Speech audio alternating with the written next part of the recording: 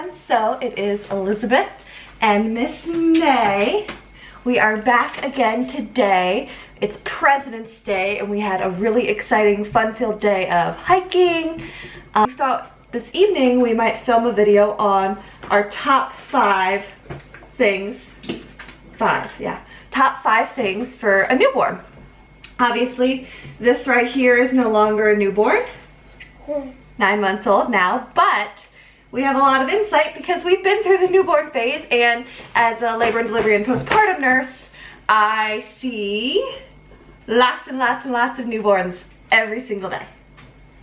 So go ahead and stick around to see our picks for top 5 things you need for a brand new baby. Not much changes between the newborn stage and the 9-month stage in that the things that are important to a baby. Number 1 and number 2 are eating and sleeping. Okay, eating and sleeping, eating and sleeping, eating and sleeping, well, and pooping.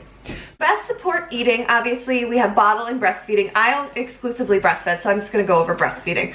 So something that I find very helpful, especially in the beginning of breastfeeding, is some sort of breastfeeding pillow or support. You can use, you know, your regular everyday house pillows, but then you have to take them around with you from place to place, whereas this is just a little bit more portable. So this is the Breast Friend. I also had a Boppy. I thought that this one was a little bit more helpful. As you can see, it goes around you and it snaps, which is really nice, and it has 2 little lump supports for baby's head and baby's bum. I like this one because of the snap. It's a little bit more secure to you and baby doesn't fall down in the hole in front of you, and this one works well for cross your body and the football hole. Early nursing sessions typically are much longer in duration than when baby gets a little bit older. They get more efficient, and so your arms are already exhausted from, you know, pushing out a baby, laboring, all that crazy body intense stuff that you've just done. So having something to support your body, support your baby is very, very helpful. So I highly recommend a Breast Friend or a Boppy. Breast Friend is my favorite, but I know people who prefer Boppy, so I think it's just personal preference, and you could see if you could try one out. Especially as your fundus, your uterus starts to go down, you won't have that like belly shelf anymore, and so something like this is really helpful. And this you can have it up high enough to keep baby from putting pressure on your C-section scar if you have a C-section, right? So going along the lines of eating and sleeping, I guess, too, and peeing and pooping, one thing that I found especially helpful was the app Baby Connect.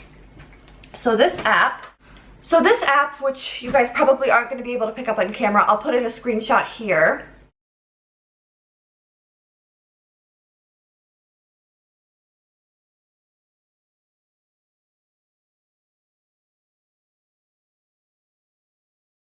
It's really, really wonderful because you can chart baby's feeds, baby's peeing and pooping, baby's sleeping, any activities that you do, any of your medical visits, so you can plot your growth charts, you can put in your pumping, you can put in all sorts of things, things that I don't do, like baby's milestones, baby's moods. This is nice because it interfaces between devices, so your husband or partner could have it on their device, you have it on your device, you could have it on an iPad for a babysitter. My mom, who watches May, has it on her iPhone. If you send the baby to daycare, they can actually, there's a daycare version too. So it's a wonderful app, especially if you're kind of a type A personality like I am, where you want to know what's going on with your baby, especially if somebody else is going to be watching your baby.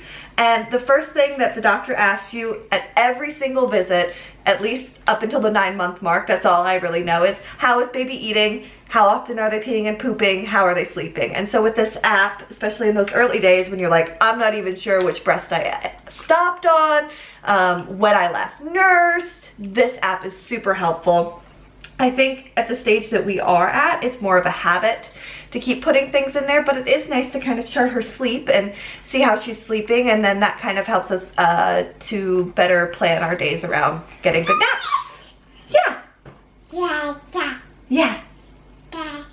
These next 2 items that I have to show you go into the sleeping category, and they also go hand in hand. So the first one is a nightgown. This is obviously a girl nightgown. This is a hand-me-down that we got. Yes, you used to fit in this. So these nightgowns are great because in the middle of the night when you need to do diaper changes, you don't have to undo any leg snaps, undo anything. You just Pull it up, change the diaper, put it back down. Especially when baby still has their umbilical stump. The outfits that are 2 pieces where their pants right at the umbilical stump level put a lot of pressure on that stump, and you really don't want to pull at it at all, so that's another reason why these are really helpful for that, to keep pressure off of that umbilical stump as it dries up and falls off. To go along with your nightgown, swaddling is a very helpful technique that is going to help your baby to sleep longer because it helps their startle reflex not to be so aggressive. And swaddling is a skill that they'll teach you how to do in the hospital. And I am somebody who actually is going to be teaching you how to swaddle in the hospital. The nurses typically are the ones who do so. I am an ace swaddler. The best. One of the best. I put myself up there ranked in like the 95th percentile of good swaddles. But when you get home and it's 4 in the morning and you've had no sleep, or your husband is swaddling, or maybe you just suck at swaddling, it doesn't matter. These are a flippin' lifesaver. Now these specifically are the best ones. They are the Halo Sleep Sack Swaddles. They have the zipper and they have the Velcro. So baby will go in here. You zip, zip, zip up, which I will actually do for you right now so you can see.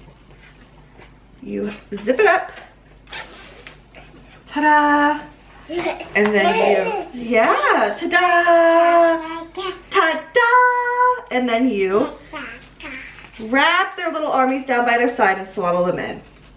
The Halo Sleep Sack is the best because of the zipper. Now this zipper, my friends, means that, again, diaper change in the middle of the night, it zips up from the bottom.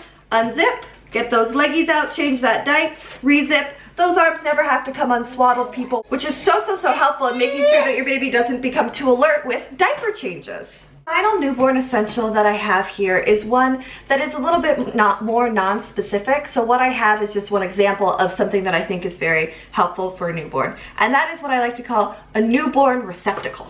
So as a new mom, you might notice that your baby does not like to be put down. That is very normal. And while I think that wrapping and baby wearing are great, there are going to be times when you need to physically put your infant down, such as if you are going to be cooking near any sort of heat, the baby, or using knives, the baby should not be worn just for baby safety. If you are going to be taking a shower or going to the bathroom, it's best to put the baby down. So what I like to have are baby receptacles around the house, and the best baby receptacles are the baby receptacles that are portable. Now a swing, a pack and play, things like that would fall into the category of baby receptacle. But the portableness of a baby receptacle means that one I really recommend is, oh, why am I trying to put this in the frame? A rock and play. So what's so nice about a rock and play, obviously, they are mobile, they are portable, they will vibrate if needed, they will rock if needed, and they are wonderful baby receptacles that can fit in the bathroom with you when you take a shower. So if you have a baby receptacle, or several throughout the house, I think that this is going to be very helpful for you. Now I will say, receptacles like these, people like to just let the baby sleep in them all the time and not hold the baby. For me personally, because you want to avoid that flat spot on the back of the head, and you want to have the baby either fully in a flat position when sleeping to help with their airway, or upright on you to avoid that flat spot. The baby receptacles are not something that I would use as a long-term solution for sleep. They also create a little bit of a sleep crunch. And then you have your 6-month-old who can't sleep without the rock and play, but they're too big for the rock and play. So you kind of have to feel that out and see what works for you. But having a place to put baby down that is safe, secure, and mobile is very handy. So unless you have anything to add, May, do you have anything to add?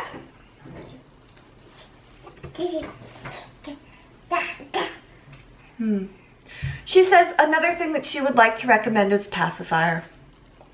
God's gift to parents and to babies.